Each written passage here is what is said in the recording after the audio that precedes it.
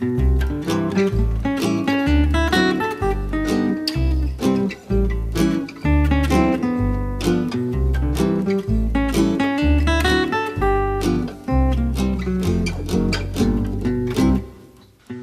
this is Alton's shop in all its glory. All the years I've known you, Alton, looks the same. Yes. Oh, that's a good work surface. Good workshop here. You got a lot of good stuff in here. Oh yeah. Yeah, not neat tools. A little cramped. Checking on that tree for me. Look at that. A bucket of old saws. Okay, I'll see you back. I always come out to your shop and it's just, you could just spend hours and hours looking at all the stuff in the shop. Look at this collection of toy parts over there. It's all kinds of... You got more parts than you got left in.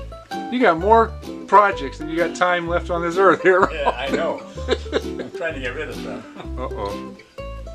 What's beautiful about it is you can turn the level. Oh yeah. You can turn this. Rotates, yeah. So that like a lamp pole, like a telephone pole, or not, the new ones with the aluminum poles. Yeah. They're on a taper. So then you adjust this for the taper, then you can always get your level. Oh, that's good. Where'd you get that? That's beautiful. I've had that for many years. I don't know where I bought it at. This is Alton's casket. Where is this?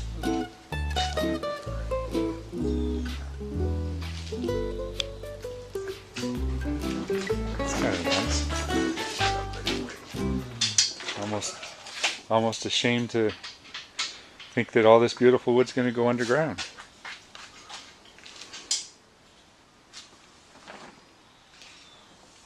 So Alton, you were born in 1924? 1925. 1925. November. So you remember the Depression? Yes, I do. And tell me what you remember about it. I remember my dad working for the PG&E as an electrical troubleshooter.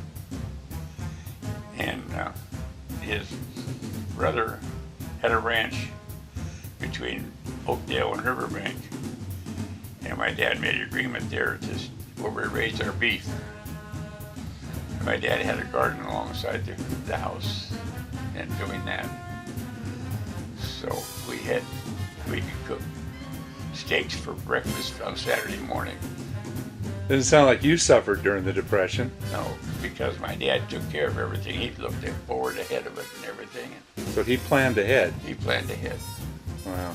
And Did you see a lot of bread lines and a lot oh of... yeah, I remember for me, I was going down to the main corner there in Oakdale, and so in the Colliers, the Saturday Evening Post, and the Stockton Record to make money. And so I was doing that. Then my dad told us we got a little bit older. It's still Depression time. My brother's 2 years, 9 months younger than I am, and go to see the manager of the theater. Well, by doing that, we got a job from him. And so we mowed his lawn. By mowing his lawn, we got free passes to the show. So my dad didn't have to pay for us to go to the show. Oh, that's good. And so what we would do is... So your dad didn't really have a lot of extra money, but he had livestock and a good garden, so you guys were able to feed yourselves. Feed yourself. Okay.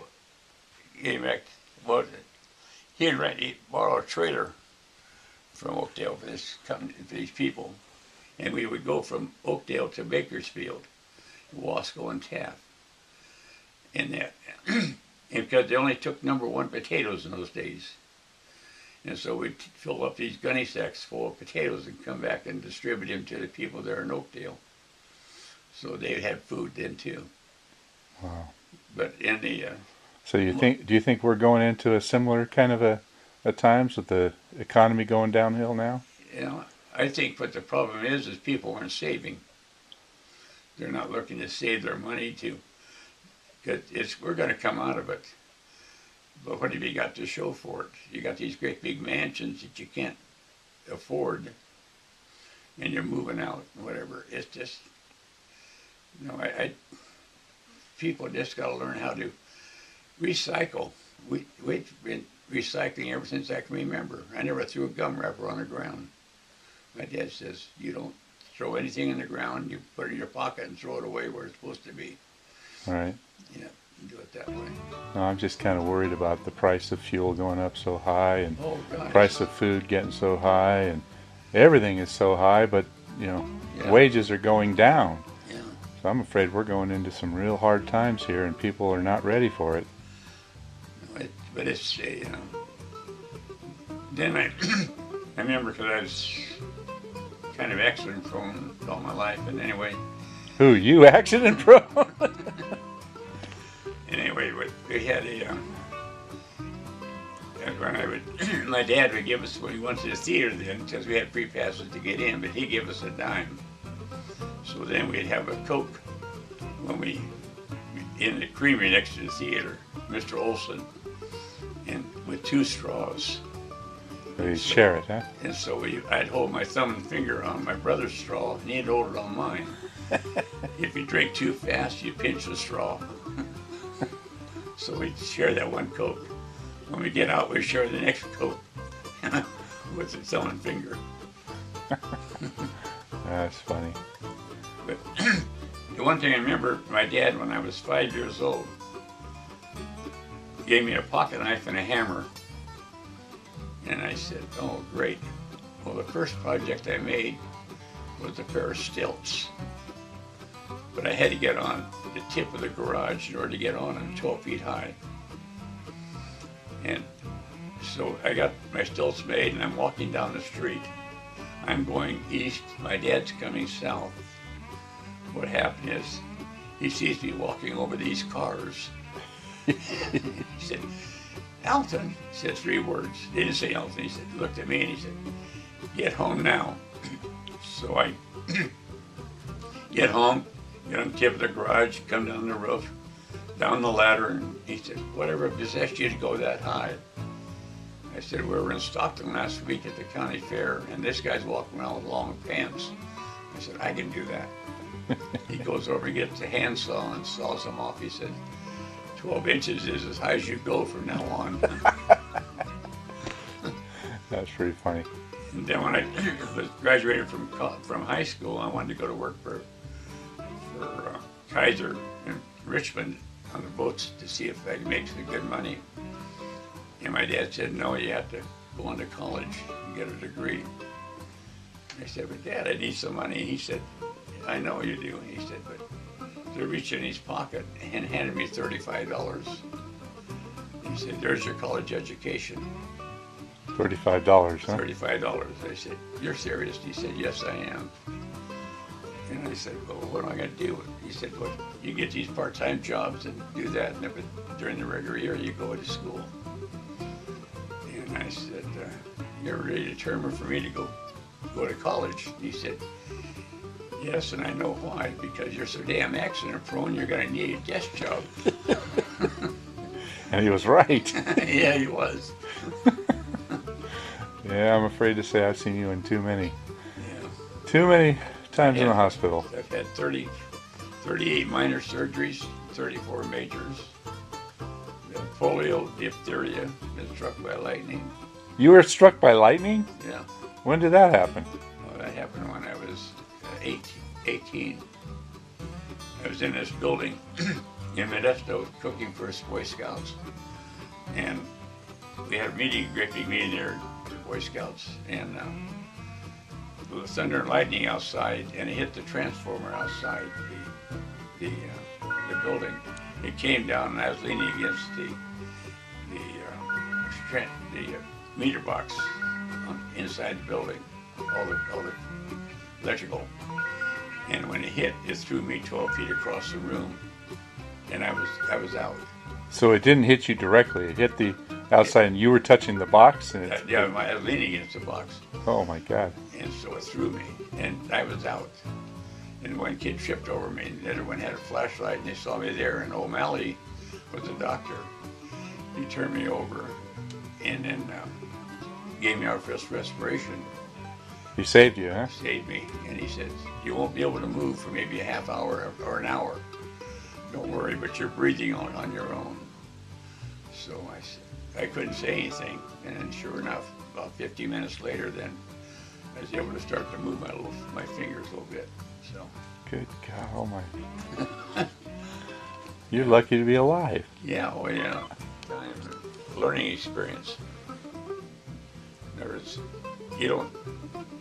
I recycle everything. I mean, everything I can. I don't try to throw things away or. That's partly because of the tough times that you went through. Oh yeah, right. So you've just created habits that you've stayed with your whole life.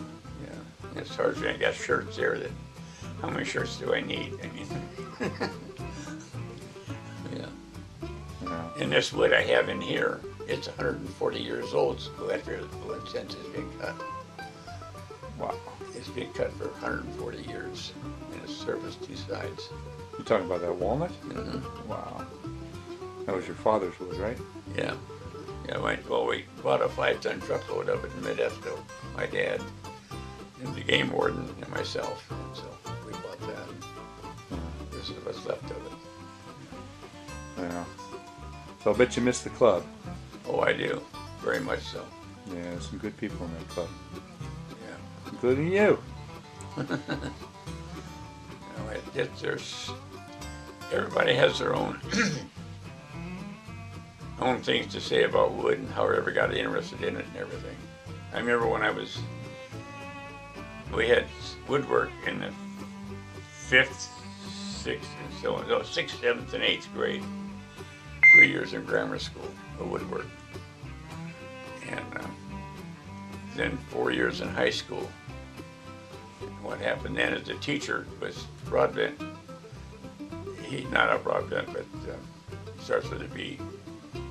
He did the paper every week for the school. The newspaper? Yeah, the newspaper we have for the school, for high school, Oakville High School. So what happened is that they put me down at the 7th and 8th grade to take woodwork. And so I taught woodwork in the 7th and 8th grade in high school. You taught it? I taught it because no one else was out there to teach it.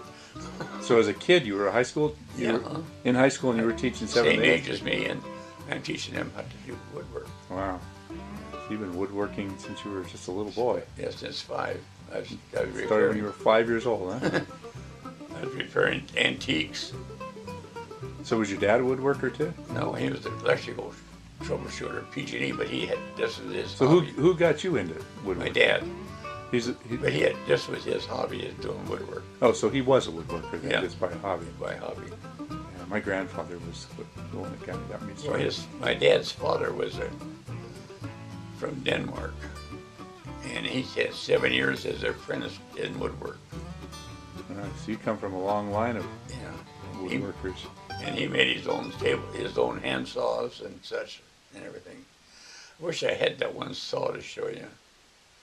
The back is straight. The blade comes down like this, goes like this, and zoom. It goes down 4 inches, about 3.5 inches, I say, down. And I asked my grandfather, I said, how come you got it this way? He said, that last inch really cuts. Boom. Oh, but that's in the museum in Hastings, Nebraska, in Minden, Nebraska. There's a woodwork place there. His tools. His tools are in there. Huh? So your grandfather's tools are all in a museum, huh? I wanted to get some of them, and the family voted me out. I said no, they want them in this museum.